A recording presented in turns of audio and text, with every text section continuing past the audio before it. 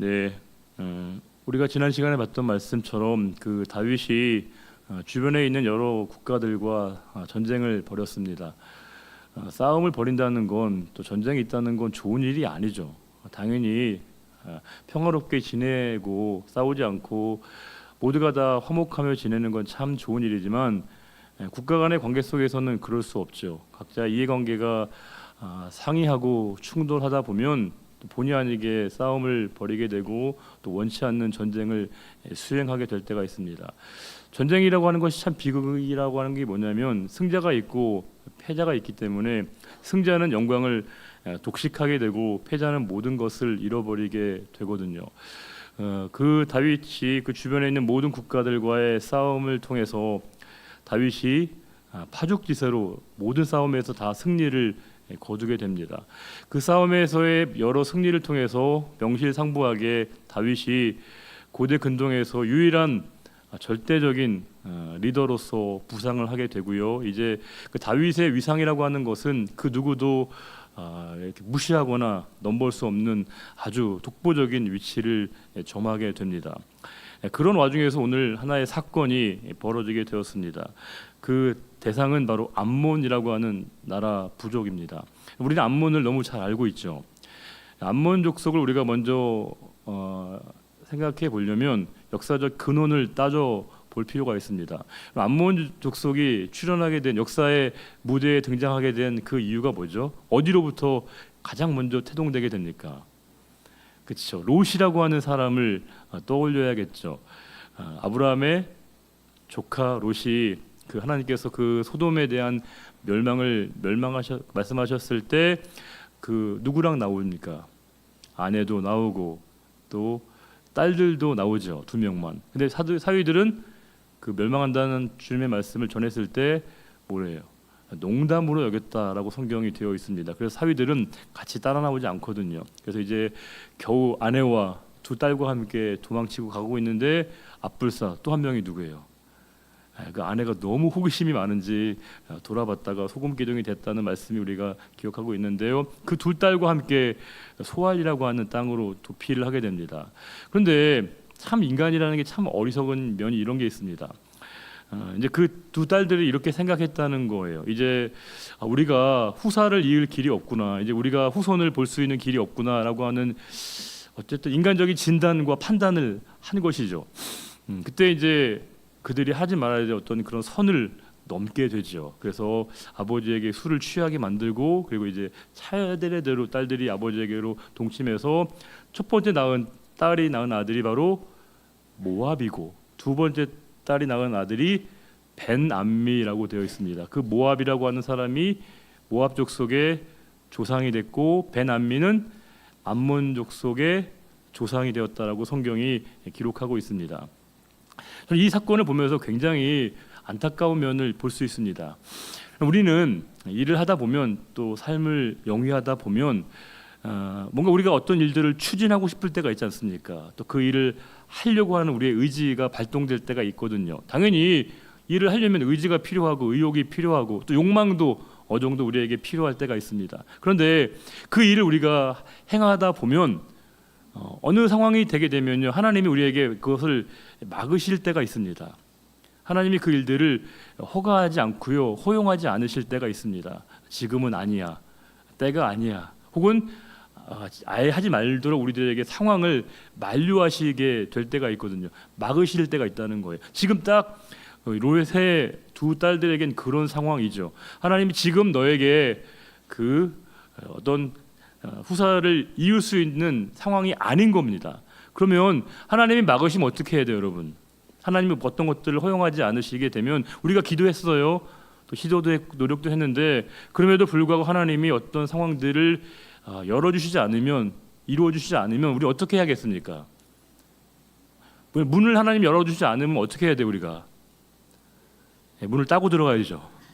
강제로 문을 열고 들어가야겠죠, 여러분. 아니에요. 문이 열리지 않으면 어떻게 해야 돼요? 기다려야 됩니다. 멈춰야 됩니다. 열려라 참게 한다고 문이 열리는 게 아니거든요. 근데 우리는 인위적으로 그 문을 열어 제치려고 할 때가 있습니다. 하나님이 막으시면 우리가 그 상황을 우리가 견뎌내야 되고 바라봐야 되고 기다려야 됨에도 불구하고 우리가 가장 못하는 부분이 바로 여기에 있습니다. 우리가 이 불타는 우리의 의지와 의욕이라고 하는 것이 하나님의 뜻보다 앞서게 될 때가 있거든요.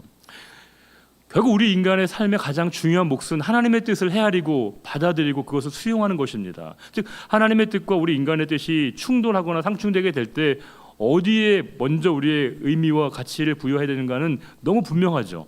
하나님의 뜻이 우선해야 된다는 걸 알고 있지만 실제로 이 결정과 선택을 하는 게 생각보다 그렇게 쉽지 않습니다. 많은 분들이 하나님의 뜻과 우리 인간의 뜻이 상충되거나 충돌되게 될 때 우리는 하나님의 뜻을 이렇게 누르고 우리의 뜻을 더 주장하게 할 때가 많다는 거예요. 지금 이 모압과 암몬의 이 비극도 하나님이 허락하지 않으셨으면 그 길을 가지 말아야 됨에도 불구하고 인간적으로 그것을 돌파하려고 했을 때 이런 불행이 생겼다라고 하는 것은 역사가 얼마나 끊임없이 비슷한 사례가 반복되는가를 알 수 있습니다. 비슷한 예로, 비근한 예로 아브라함을 통해서 우리가 그 사례를 볼 수 있습니다. 하나님 분명히 아브라함과 사라에게 사라를 통해서 후사를 주시겠다고 약속하셨지만 어떻게 해요? 자식이 안 생깁니다. 아들이 안 생깁니다. 사라가 어떻게 해요? 나이가 듭니다. 아브라함도 나이가 듭니다. 아, 이거 틀렸나 보다. 길이 아닌가 보다. 이게 하나님 분명히 우리에게 약속하셨지만 이게 아닌가 보다라고 생각하게 된 거예요. 인간적인 판단을 한 것이죠. 그때 어떻게 합니까? 사라가 아브라함에게 제안을 하죠. 어떤 제안을 합니까? 자신의 몸종이었던 하갈과 동침해서 자식을 낳으라고 하죠. 근데 아브라함이 거기에 대해서 뭐라고 합니까? 아멘으로 반응하죠. 아브라함이 사실은 이 말도 안 되는 제안이고 하나님 앞에 뜻이 아님을 일축해야 되는데 아브라함도 거기에 대해서 굉장히 그것을 좋게 여기고요, 선하게 여겨서 그 하갈과의 동침을 통해서 낳은 아들이 누굽니까? 이스마엘이거든요. 이스마엘과 이삭이 사이가 좋았어요? 아니에요. 얼마나 사이가 안 좋고 그 불행이 얼마나 지금까지도 역사로 이어지게 되게 되면 우리가 늘 생각하게 되는 건요, 하나님의 뜻이 어떤 우리에게 막으시게 되고 허락하시지 않게 될 때 그것을 우리가 어떻게 받아들이는가는 굉장히 중요합니다. 하나님의 뜻이 분명하면 그것을 받아들이고 인정하고 수용하는 것이 우리 신앙인의 마지막 선택 지점이어야 하거든요. 이게 제가 말을 이렇게 편하게 하는 거 아닙니다. 얼마나 어려운 일이고요. 저도 굉장히 이 뜻을 받아들이기가 어려운 지점이 과거에도 있었고 지금도 있고요. 앞으로도 무수히 많을 겁니다. 그런데 그럼에도 불구하고 제가 이렇게 설교하는 이유는 뭐냐? 저도 잘 안 되는 부분이 많거든요. 하나님, 제발 좀 이걸 좀 빨리 이루게 해달라고, 빨리 이걸 좀 해달라고 하는 요청과 간구를 정말 제가 적게 하는 게 아닙니다. 그럼 제가 간절함이 없는 게 아닙니다. 정말로 간절하게 부르짖고 있고 하나님 빨리 좀 해달라고 하는 기도의 제목들도 얼마나 많음에도 불구하고 하나님이 그 상황 가운데 그것을 열어주시지 않고요, 기다리라고 혹은 아니라고 말씀하실 때 그것을 받아들이는 것은 엄청난 믿음의 용기가 필요한 지점이거든요. 지금 이 고대 사회 속에서 지금 이제 다윗이 아주 독보적인 위치를 점하게 되고요. 그 상황 가운데 지금 그 암몬 족속이 그 다윗과의 관계 속에서 미묘한 사건이 벌어지게 됩니다. 19장 1절 보시게 되면 암몬의 왕인 나하스라고 하는 왕이 있는데 그 나하스라고 하는 왕이 세상을 떠나게 됩니다. 근데 원래 이 나하스하고 다윗은요 관계가 좋았습니다. 사이가 아주 관계가 증진되고요, 상호간에 아주 우호 설린 관계였던 것 같습니다. 그러니까 당연히 그 한운이 그 아들이고 나하스가 아버지인데 나하스가 세상을 떠나니까 나하스하고 다윗이 관계가 좋았기 때문에 나하스가 세상을 떠나면 다윗의 입장에서 뭐를 해야 될까요? 당연히 조문을 해야죠. 당연히 조문을 해야 됩니다. 그건 인간적인 도리인 것이고 또 국가 간에 굉장히 중요한 의례이자 절차이거든요. 근데 문제는 여기 있습니다. 2절에 다윗이 이르되 한운의 아버지 나하스가 전에 내게 호의를 베풀었으니, 즉 두 사람 간의 관계가 아주 돈독했다는 거예요. 이제 내가 그의 아들 한운에게 호의를 베풀리라. 그 말은 뭘까요? 내가 이제 사절단을 주문단을 보내서 위로해야겠다, 이렇게 생각한 겁니다. 지극히 당연한 일이고 지극히 필요한 일이고 지극히 옳은 일입니다. 그런데 사절들을 보내서 그의 아버지의 죽음을 문상하게 하니라. 다윗의 신하들이 암몬 자손의 땅에 이르러 한운에게 나아가 문상하며, 당연히 한 거예요. 절차대로 다윗의 명령을 받고 조문단이 가서 그 나하스에게 조문하러 간 것이죠. 그런데 문제는 바로 여기에 있습니다. 3절에 암몬 자손의 방백들, 즉 고위 관료들이, 즉 암몬 족속의 고위 관료들이 이렇게 하눈에게 직언을 했다는 거예요. 사실은 잘못된 판단이죠. 왕은 다윗이 조문 사절단을 보낸 것이 왕의 부친을 존경함인 줄로 여기시나이까? 이게 무슨 말이에요? 진짜로 왕이 그 다윗이 정말 선의로 조문단을 보내셨다고 정말 왕이 그렇게 믿으시는 거 아니죠? 그렇게 얘기했다는 거예요. 왜 그런 얘기를 했을까요? 지금 다윗의 세력이 아주 급격하게 팽창하고 있습니다. 다윗의 힘이 아주 막강해지고 있는 그 상황 가운데 다윗의 조문단이 이 그 조문하러 왔다라고 하는 것을 곱게 좋게 여기지 않았다는 거예요. 뭔가 꿍꿍이가 있을 거다, 저희가 있을 것이다라고 누가 판단한 거예요? 그렇죠. 그 신하들이, 방백들이. 근데 사실은 다윗은 그럴 의사가 전혀 없었거든요. 그냥 순수하게 당연하게 인간적인 도의로 조문단을 보낸 것임에도 불구하고 그가 이렇게 그 방백들이 아유 왕이여 너무 순진하십니다. 어떻게 다윗이 그냥 순수하게 조문을 보냈겠습니까? 이렇게 얘기했다는 거예요. 그래서 신하들이 어떻게 더 발전하냐면 그 신하들이 왕에게 나온 것이 뭐예요? 이유가 있다는 겁니다. 뭐예요? 이 땅을 엿보고 정탐하여 전복시키고자 함이 아니니까. 이렇게까지 판단이 생각이 이어졌다는 거예요. 다윗의 생각과는 뭐예요? 전혀 상관이 없습니다. 다윗은 그럴 마음이 추호도 없고요. 그럴 생각이 아예 없어요. 그런데 누가 생각하는 거예요? 그의 부하들이 그렇게 생각하고 있다는 겁니다. 그 생각이 점점 커진 거예요. 그러면서 어떻게 됐냐면 4절에 끔찍한 일을 하게 됩니다. 한운이 이에 다윗의 신하들을 잡아서, 아니 자기에게 조문하러 온 사람들이잖아요. 문상객들이 온 그 상황 가운데 유족이 잡아서 그들의 수염을 깎고, 수염은 아시다시피 당대의 최고의 영광이자 영예이고요, 자존심의 상징이거든요. 요즘 같은 머리겠지만 지금 예전에는 이 수염이 굉장히 중요했거든요. 근데 그 수염을 잘라버린 겁니다. 그리고 그 의복을 볼기 중간까지 자르고 돌려보낸 겁니다. 이거는 있을 수가 없는 거예요. 있을 수가 없는 일입니다. 아니 조문단이 왔는데 수염을 깎고 엉덩이를 내보이는 옷으로 그들을 이렇게 내쫓는 거는 이건 정말 말도 안 되는 일이죠. 여기에 딱 맞는 정말 부합한 말이 뭘까요? 유명한 대사가 넌 내게 모욕감을 줬어, 이런 거죠. 완전히 다윗에게 모욕감을 안겨준 겁니다. 이거는 있을 수가 없는 일인 거예요. 이거는 개인 간의 관계도 있을 수 없는 일임에도 불구하고 국가 간에 정말 말도 안 되는 그 사태가 벌어지게 된 겁니다. 당연히 5절에 어떤 사람이 다윗에게 가서 그 사람들이 당한 그 일을 다윗에게 다 말한 거죠. 다윗이 어떻겠습니까? 이런 말도 안 되는 일을 하다니 분노가 치밀었을 것이고 억울하기도 했을 겁니다. 그러면서 그 사람들이 심히 부끄러워서 다윗을 맞으러 다윗이 그들을 맞으러 보내 왕이 이르기를 너희는 수염이 자라기까지 여리고에 있다가 그때 돌아와. 왜냐하면 그들의 지금 자존심이 완전히 뭉개졌기 때문에 그것이 회복되는 시간 동안에 머물도록 조치를 취했다는 거예요. 자, 그러면 제가 던지고 싶은 질문은 이겁니다. 생각해 보세요. 자, 그러면 지금 한운이 그 방백들이 그런 어찌 보면 터무니없는 공상이거든요. 가짜 뉴스입니다. 근데 그 얘기를 그가 듣고 그 방백들의 그 의견을 수용한 거 아닙니까? 그리고 이제 말도 안 되는 행동을 보인 건데, 반응을 보인 것인데, 자 그러면 그 한운이 그렇게 반응하게 되었던 그 근본 이유가 뭘까요?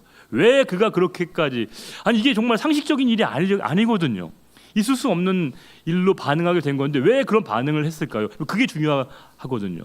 왜 한운이 그렇게 처참한 반응을 하고 이렇게 말도 안 되는 일들로 관계를 파탄내게 되고 관계를 이렇게까지 어긋나게 하게 된 그 근본, 그 사달의 이유가 뭘까요? 왜 그랬을까요? 한운의 생각 속에는. 자, 잘 생각해 보세요. 지금 다윗의 힘이 어떻게 해요? 막강해지고 있습니다. 강해지고 있습니다. 점점 위세를 떨치고 있습니다. 그리고 이제 그 힘이 언젠가 우리들에게까지 미치고 나의 나라를, 나의 국가를, 우리의 부족을 흔들 수 있고 망하게 할 것이다라고 하는 뭐가 있었던 거예요? 두려움이죠. 두려움입니다. 사람은 누구나 다 두려움을 가질 수 있어요. 그러니까 우리가 가시적인 두려움도 있지만요, 보이지 않는 형태의 두려움이 훨씬 더 많아요. 우리가 보이는 형태의 두려움은 명징하게 우리가 두려움으로 이해될 때가 많은데, 사실은 더 큰 두려움은 뭐냐? 보이지 않는 두려움입니다. 그러니까 우리가 공포라고 얘기하거든요. 영어로 포비아라고 하는 단어가 있지 않습니까? 어떤 포비아, 어떤 대상에 대해서 느끼는 그 가공할 만의 두려움의 정서를 우리가 흔히 포비아라고 하거든요. 그러니까 사람이 포비아를 갖다 보면 정상적인 판단을 하지 못하게 됩니다. 그러니까 해야 될 판단이 아니라 전혀 이상한 판단을 하게 됩니다. 그러면서 제대로 된 판단이 아니라 이성과 상식에 의한, 특별히 우리 신앙인도 마찬가지입니다. 신앙적인 관점으로 어떤 일들을 판단하고 행동하는 것이 아니라 대단히 비상식적이고 비논리적인 일들로 반응하게 될 때가 많다는 거예요. 그게 뭐냐? 두려움이고요, 공포라고 하는 겁니다. 자, 그러면 근본적으로 다시 한번, 우리가 인간이 두려움을 느끼는 이유가 뭘까요? 지금 이 한운이 느꼈던 그 두려움, 물론 다윗 때문에 두려움을 느낀 건데 더 근본적으로 왜 그 두려움을 느꼈었던 걸까요? 왜 그가 다윗을 두려워한 거예요? 뭐 때문에 두려워한 거예요? 다윗 개인에 대한 두려움, 물론 그럴 수 있죠. 그러나 더 근본적으로 한운의 마음을 흔들었던 그 두려움의 본질은 뭘까요? 내 것을 뺏길까 봐 두려워하는 거예요. 내가 지금 가지고 있는 이것을 내가 뺏길까 봐 두려워하는 마음이 너무 커진 거예요. 내가 지금 이렇게 잡고 있는데 이것을 누군가가 뺏어갈까 봐, 가져갈까 봐 두려워하니까 어떻게 하는 거예요? 더 비정상적으로 그것을 막 움켜쥐는 것이죠. 그런데 문제는 내가 어떤 것을 움켜쥔다고 해서 그것이 지켜지는 게 아니라는 겁니다. 우리 신앙인이 가장 중요한 본질적인 우리가 선택과 결정이 필요한 게 뭐냐? 내가 내 노력으로 내가 갖고 있는 것을 지켜낼 수 없다는 사실을 우리가 인정해야 한다는 거예요. 이건 모든 것에 포함됩니다. 여러분, 고작 제가 돈의 문제만 얘기하는 게 아닙니다. 물론 돈도 우리가, 물질도 내가 책임지거나 내가 이렇게 그 지켜낼 수 없다는 거 여러분들이 다 아시잖아요. 신기하게 돈을 잘 빠져나가요. 희한합니다. 자, 어디로 빠져나가는지 몰라. 다 빠져나갑니다. 근데 이건 돈의 문제만 그런 게 아니고요, 관계의 문제도 그렇고요, 건강도 그래요.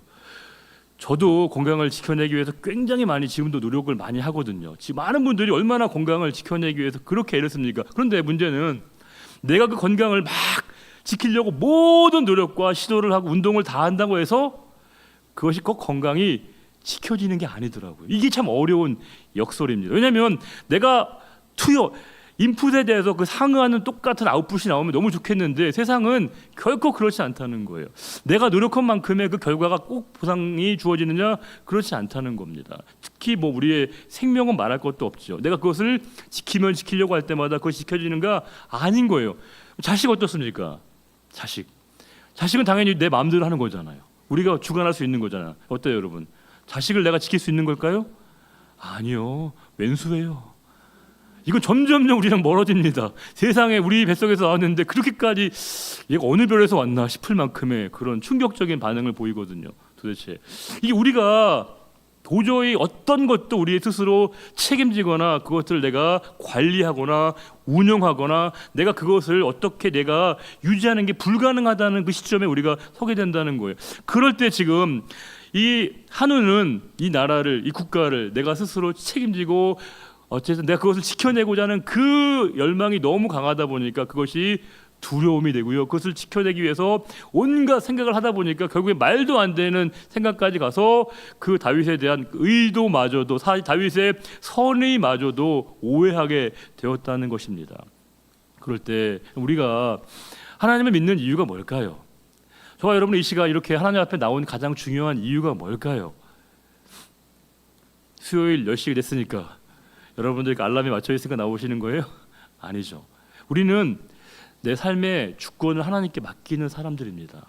점점 더 조금씩, 처음에 1차원적인 부분에서의 하나님 앞에 내 주권을 인정했는데 점점 내 모든 삶이 내가 관리할 수 있는 게 아니구나, 내가 책임질 수 있는 게 거의 없구나, 아니 아무것도 없구나, 이걸 점점 내가 인정하는 겁니다. 그래야 이 모든 것을 맡기면 우리에게 주어지는 하나님의 분명한 그 보답이 뭔지 아십니까? 그게 바로 평안이라는 거예요. 평안입니다. 근데 내가 그걸 지키려고 할 때마다 나에게 찾아오는 그 정서는 뭐냐? 그게 두려움이에요. 자꾸 지키려고 하면, 붙들려고 하면 그것 때문에 내가 마음이 안전한 게 아니라 계속 불안합니다. 우리가 세상에서 가장 안전한 금고가 있다고 할 때 거기에 내 모든 재산을 넣어놓으면 안전할까요? 편안해요? 아니에요. 잠을 못 잡니다. 잠을 못. 이게 인간의 마음이거든요. 우리가 그 모든 것에 내 모든 소유가 하나님의 것임을 인정하는 그 순간에 내 마음속에 평안이 찾아온다는 거예요. 그럼 우리가 건강 중요하죠. 건강 잘 관리해야 됩니다. 유지해야 됩니다. 그런데 건강 그 자체를 유지하는 게 우리가 건강을 유지하는 목적이 아니거든요. 우리가 건강한 이유가 뭐예요? 건강한 그 몸을 가지고, 신체를 가지고 하나님이 기뻐하시는 그 일들을 하기 위해서 우리가 이 건강이 중요한 것인데, 우리는 건강 그 자체가 목적이 되고 물질이 목적이 되고 우리의 삶의 인기가 목적이 되어지는 그 순간에 그 모든 것들이 다 신기루와 같이 사라지게 되어지는 그 순간이 우리에게 다가오게 되는 것이고요. 붙들면 붙들수록 그것이 붙잡힐 수 없는 공기와도 같이, 공기가 얼마나 소중합니까? 그런데 이거 우리가 붙잡을 수 있어요? 안 잡힙니다. 저와 여러분, 이렇게 공기를 우리가 호흡하는 이유가 뭐예요? 어떻게 가능한 겁니까? 우리 자가호흡이 가능한 것처럼 느끼지만 근본적으로 하나님께서 우리에게 숨을 쉬게 하셔야 우리가 숨이 쉬어지는 거예요. 그분의 호흡이 우리에게 이렇게 들어오게 하시고 숨을 쉬게 하셔야 우리가 살아가는 것이거든요. 우리 모든 가장 소중한 것, 이 공기와 숨도 그럴진데 우리가 내가 뭔가를 책임질 수 있다고요? 내가 뭔가를 지켜낼 수 있다고요? 그게 얼마나 어리석다는 걸 우리가 인정해야 합니다. 이와 같은 상황 가운데 한온의 선택은 매우 아쉽죠. 그의 나라를 그렇게 지켜가려고 했던 그가 뒤에 보시겠지만 모든 걸 다 잃어버립니다. 그렇게 지키려고 했던 모든 걸 다 그가 놓치게 된다는 거예요. 그런데 다윗은 역설적으로 그의 나라를 지키려고 한 게 아니라, 그의 영광을 지키려고 하는 것이 아니라 하나님의 이름을 지켜내려고 하고 하나님의 뜻을 지켜내려고 했을 때 하나님이 그 모든 것을 그에게 더 허락하셨다는 것을 우리가 성경을 통해서 분명히 확인할 수 있습니다. 그래서 우리가 그 말씀 늘 기억해야겠죠. 마태복음 6장 33절, 너희는 먼저 그의 나라와 그의 의를 구하라. 그러면 뭐예요? 이 모든 것을 너에게 더하시리라. 그의 나라와 그의 의를 구하는 건 우리가 해야 되는 몫입니다. 그런데 그 모든 것을 더하시는 건 하나님의 책임이고 하나님의 역할이라고 하는 거예요.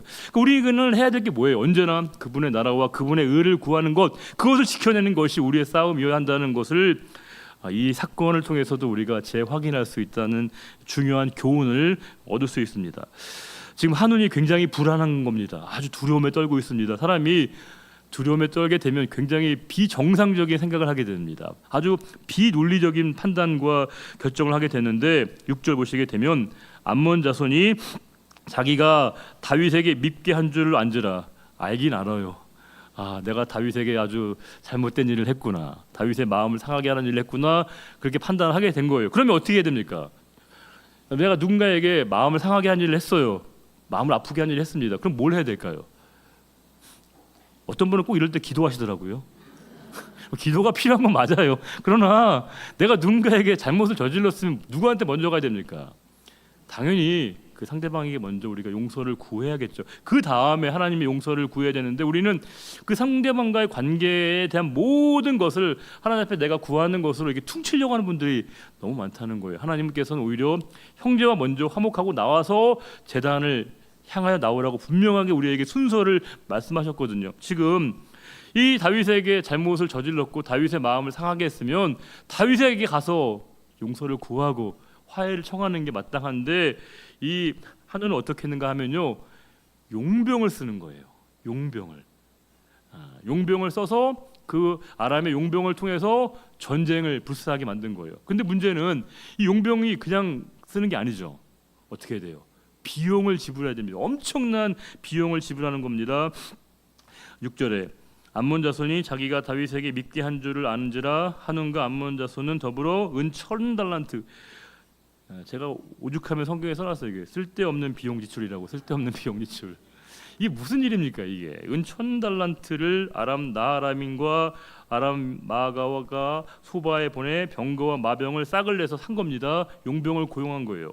그 병거 32,000대와 마아가 왕과 그의 군대를 고용하였더니 그들이 와서 메드바 앞에 진침해 암몬 자손이 그 모든 성읍으로부터 모여와서 싸우려 한지라. 여러분 잘 보세요. 구도를 보셔요.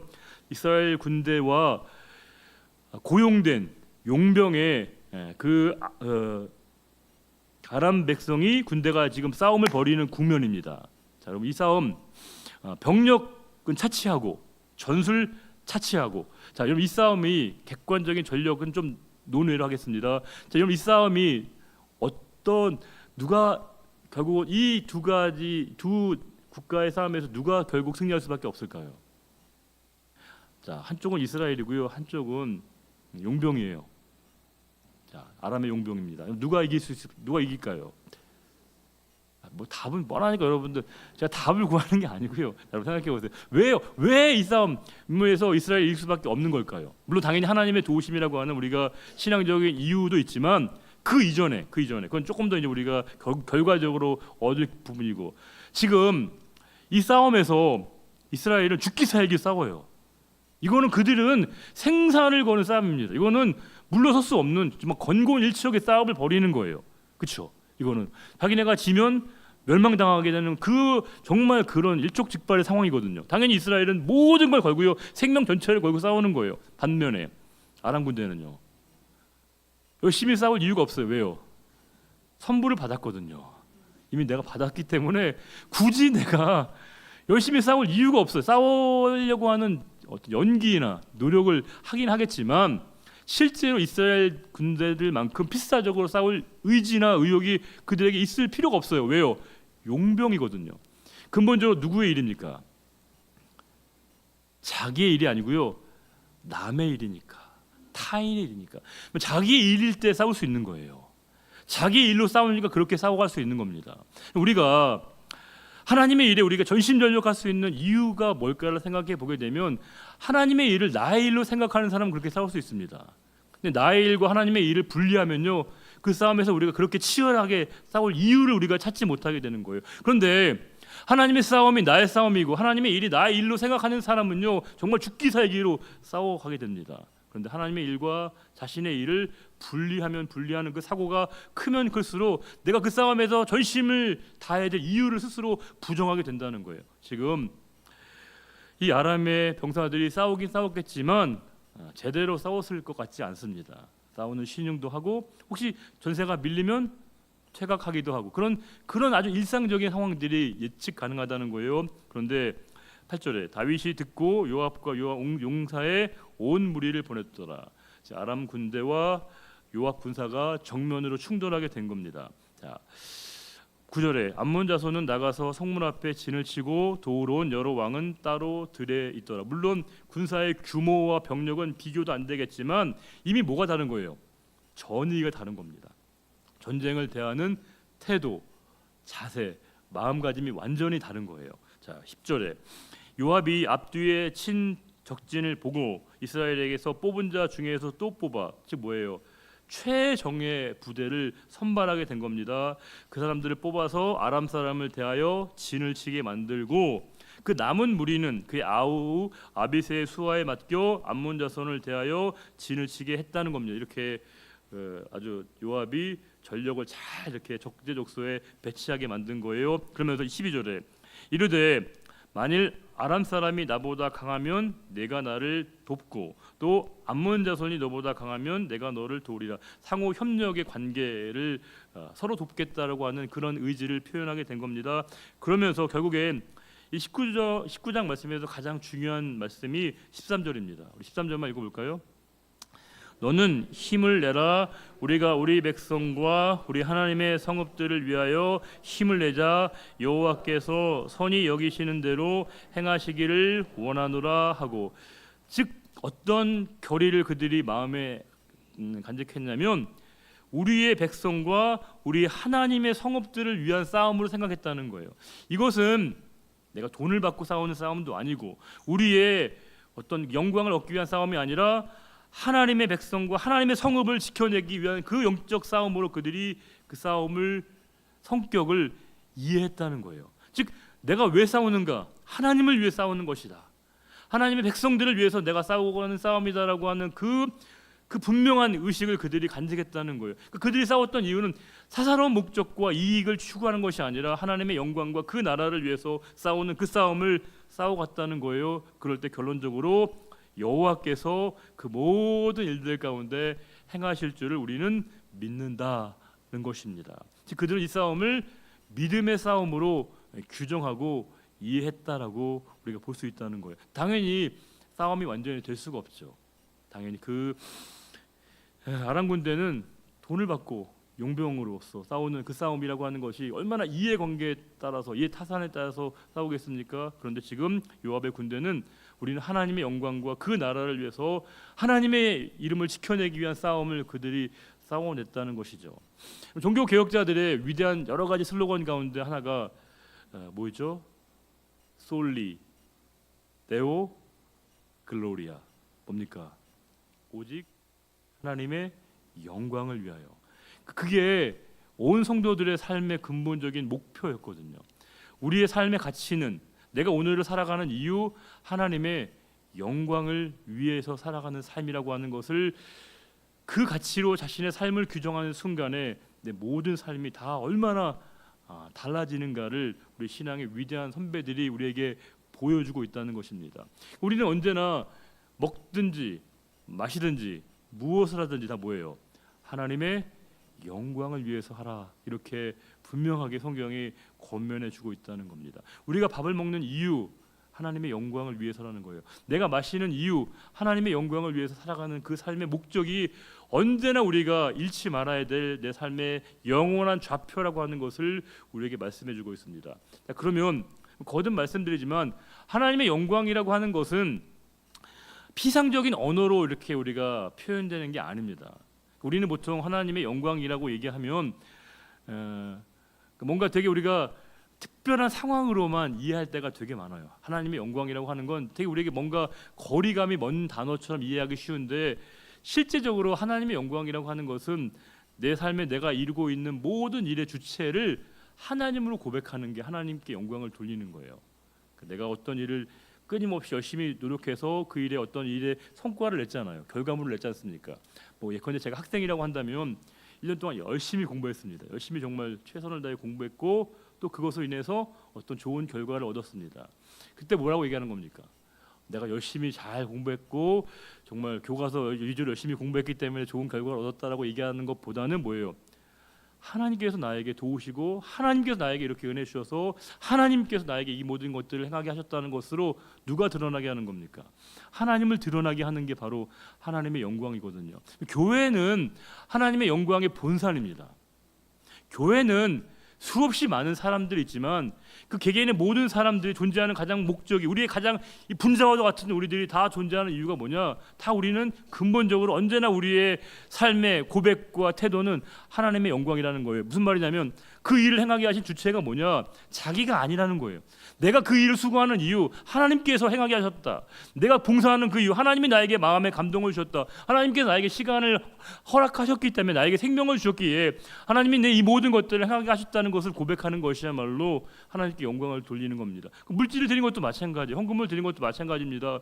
내가 여유가 있고 내가 뭔가 돈이 생겨서 하나님께 예물을 드리는 게 아니라 하나님이 나에게 일하게 하시고 또 소득을 얻게 하시고 그것으로 말미암아 하나님이 나에게 감사의 제목들을 깨닫게 하셔서 하나님께 내가 그 예물로 하나님의 주인 되심을 고백하게 행하셨다. 누가 드러나는 거예요? 하나님이 드러나게 되는 겁니다. 이게 바로 뭐예요? 하나님의 영광이라는 거예요. 내가 어떤 일을 행하는 것으로 내가 주어가 되고 하나님이 목적어가 되는 게 아니고요. 하나님이 주어이시고 내가 목적어가 되는 것을 기꺼이 내가 자처할 수 있는 것이야말로 하나님의 영광인 것이고 지금 그들은 바로 그 하나님이 이 모든 싸움을 행하시는 것이고 우리는 하나님의 도구이다. 하나님이 우리를 통해서 행하게 하시고 싸우게 하시고 이기게 하셨다. 누가 싸우는 거예요? 하나님이 싸우시는 겁니다. 당연히 그 싸움에서 그들이 이길 수밖에 없는 근본적인 이유가 그들 안에 내재되어 있었다는 겁니다. 14절에 요압과 그 추종자가 싸우려고 아람 사람 앞에서 나아가니 자 요압 군대가 막 이렇게 전진합니다. 자, 그러면 그들이 맞서서 이게 백병전을 벌여야 될 것 같은데 어떻습니까? 아니에요. 그 앞에서 도망한 겁니다. 왜요? 돈 받고 싸우는데 목숨 걸리면 당연히 도망칠 수밖에 없는 거죠. 기세싸움에서 완전히 밀립니다. 자, 암몬 자손은 이 아람 사람이 도망함을 보고 어이가 없겠죠. 왜요? 큰 돈을 지불하고 싸우라고 했더니 저들이 도망치는 걸 보니 얼마나 이 암몬 사람들이 참 어이가 없겠습니까? 요압의 아우 아비새 앞에서 도망하여 성읍으로 들어간지라. 이 다 정말 사면초가에 빠진 거예요. 이 요압이 예루살렘으로 돌아오니라. 자, 16절부터 마지막 부분인데 자, 아람 사람이 자기가 이스라엘 앞에서 패하였음을 보고 사신을 보내 강 건너편에 있는 아람 사람을 불러내니 하닷 에셀의 군대 사령관 소박이 그들을 거느린지라. 즉 아람이 대패했거든요. 요압 군대, 즉 이스라엘 군대와 싸움에서 완전히 대패했는데 마지막 최후의 일전을 벌이는 거예요. 마지막 싸움을. 17절에 어떤 사람이 다윗에게 전하매 다윗이 온 이스라엘을 모으고 요단을 건너 아람 사람에게 이르러 그들을 향하여 진을 치니라. 다윗이 아람 사람을 향하여 진을 치매 그들이 다윗과 맞서 싸우더니 최후의 이제 싸움을 결투를 벌이는 거예요. 아람 족속과 다윗의 군대, 다윗의 싸움을 마지막 싸움을 벌이고 있는 거예요. 자, 그 싸움이 어떻게 됐을까? 18절, 19절 읽어볼까요? 아람 사람이 이스라엘 앞에서 도망한지라. 다윗이 아람 병거 7,000대 군사와 보병 4만 명을 죽이고 또 군대 지휘관 소박을 주빙해 아닷 에셀의 부하들이 자기가 이스라엘 앞에서 패하였음을 보고 다윗과 더불어 화친하여 섬기고 그 후로는 아람 사람이 암몬 자손 돕기를 원하지 아니하였더라. 자, 이 글을 읽고도 누가 이겼는지 모르시면 안 되죠, 여러분. 이건 정말 누가 이긴 거예요? 당연히 이스라엘이 승리한 것이고 다윗의 승리를 완벽한, 정말 완벽한 승리입니다. 전면전이 이제 종식된 겁니다. 즉 아람과 이스라엘의 싸움은 이제 이후에는 존재할 수 없을 만큼의 아람이 완전히 괴멸된 것이고 이스라엘이 완전한 승리를 거두었다는 것을 승전보를 기록하는 것으로 오늘 역대기 말씀이 종지부를 찍고 있습니다. 자, 그러면 더 중요한 질문, 이제 결론 삼아서, 자, 이 말씀이 이제 역사의 한 사실로 기록되고 있는데요. 자, 그러면 이 사건이 역사에 기록되고 있으면서 지금 역대기 말씀을 읽고 있는 사람들에게 주고자 하는 메시지가 있겠죠. 그렇죠. 자, 여러분, 이게 역대기 말씀이 언제 기록됐다고 얘기했죠? 역대상하가 기록된 시점, 시기가, 여러분의 침묵은 많은 언어를 대변하고 있습니다. 역대기 말씀은 포로기 이후에 그들이 귀환해서 쓴 그 시대에 쓴 겁니다. 그러니까 이스라엘 백성들이 바벨론 포로 그렇게 힘들게 70년간의 노예 생활을 하다가 돌아왔어요. 돌아와가지고 이제 그들이 성벽도 재건하고 성전도 지었는데, 그러면 이제 생활이 나아지고 그들이 이제 안정적인 삶이, 선민으로서의 삶이 가능할 줄 알았더니 아니에요. 여전히 힘들어요. 여전히 밖으로부터 공격과 침략은 계속되고 있고 안으로부터의 이 불안정한 상황은 계속되고 있고, 도대체 우리는 뭐야? 하나님이 왜 우리를 살려주신 거야? 하나님이 왜 우리를 구원하신 거야? 그 뭐냐면 그들이 무기력증에 빠진 거예요. 도대체 내가 왜 사는 거지? 하나님이 왜 우리를 구태여 그러면 왜 이렇게 힘들게 구원해 내신 거야? 왜 우리를 그럼 바벨론에 그냥 있게 하시지? 왜 구태여 끌어내셔가지고 왜 우리를 이렇게 여기서 이렇게 힘들게 살게 하시는 그 이유가 뭐야라고 하는 그들의 회의감, 그들의 그 전의를 상실하고 있고 굉장히 그들이 무기력한 그 상황 가운데 빠져 있었을 때 이 말씀을 기록했다는 거예요. 자, 그러면 의도가 있죠. 메시지가 있습니다. 너희는 지금 되게 무기력해 보이고 정말 너희가 이렇게 스스로를 하찮게 여기고 대수롭지 않게 여기지만 너희가 예전에 그렇지 않았어. 너희가 예전에 정말 그렇게 정말 그들과의 싸움에서 저렇게 아주 대승을 거두고 영적으로 그렇게 탄탄한 민족이었는데 너희가 지금 너희들의 모습으로 너희들의 모든 것을 판단하면 안 돼. 이 말은 뭘까요? 너희가 다시금 하나님의 은혜를 사모하고 다시금 그의 은혜 가운데 거하게 되면 다시금 너희가 과거의 그 영광스러운 모습으로 바뀌어갈 수 있어 라고 하는 그들에게 그런 권면을 주고 있는 겁니다. 이 너희가 정말 죽은 그 에스고 골짜기에 있는 마른 뼈와 같이 있었던 너희들이 그곳에 성령께서 임하시게 되면 전혀 다른 백성으로 바뀌어갈 수 있다는 그 희망과 기대와 소망을 그들에게 불러일으키는 말씀으로 오늘 말씀이 기록되어 있었다는 겁니다. 이 말씀을 읽으면서 그들이 이제 과거의 사건을 현재화시켰던 거죠. 이 사건이 과거에 국한된 일회성의 사건이 아니라 그들이 하나님의 의지에서 하나님의 싸움을 싸워갔을 때 충분히 승리하고 이겼던 것처럼 오늘도 이 무기력한 우리들이 하나님의 은혜 가운데 거하게 되면 얼마든지 이 폐허의 현실 가운데 싸워갈 수 있다라고 하는 분명한 메시지를 그들이 이 말씀을 통해서 용기를 얻었다는 겁니다. 그만큼 하나님의 말씀은 권능이 있습니다. 그들이 하나님 말씀을 보고 읽고 묵상하면서 그 말씀이 그들을 살아나게 한 겁니다. 깨우게 만든 겁니다. 다시금 하나님의 백성으로서의 자신의 그 정체성을 불러일으키게 되었다는 거예요.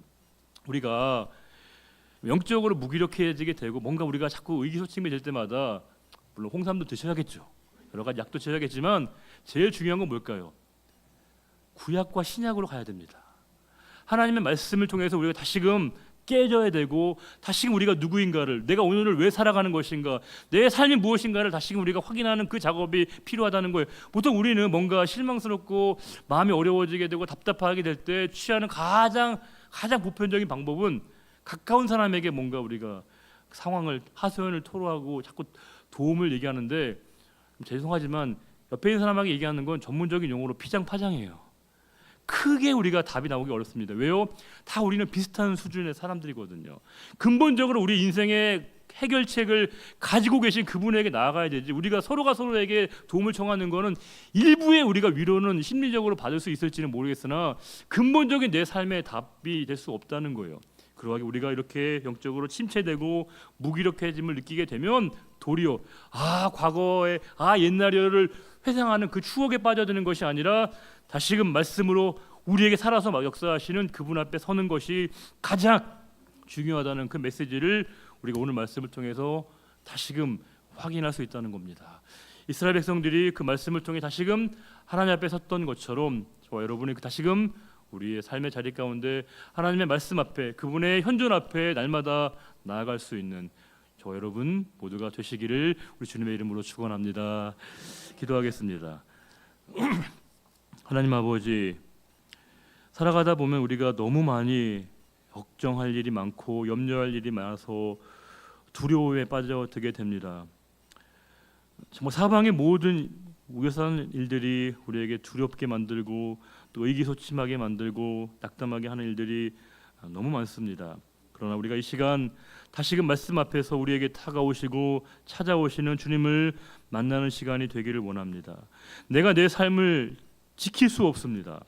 우리의 가정을, 우리에게 주신 모든 것을 우리가 지켜낼 수 없습니다. 그러하게 이 시간 저희가 믿음의 주에 온전케 하시는 주님을 바라보게 되기를 원합니다. 우리의 삶을 책임지시고 우리의 전 존재를 이끄시는 그분 앞에 나아가 주님이 주시는 마음의 평안과 위로와 소망을 깨닫는 이 시간, 이 자리가 되기를 원합니다. 주님, 우리를 붙잡아 주옵소서. 주님, 우리를 만져주시기를 원합니다.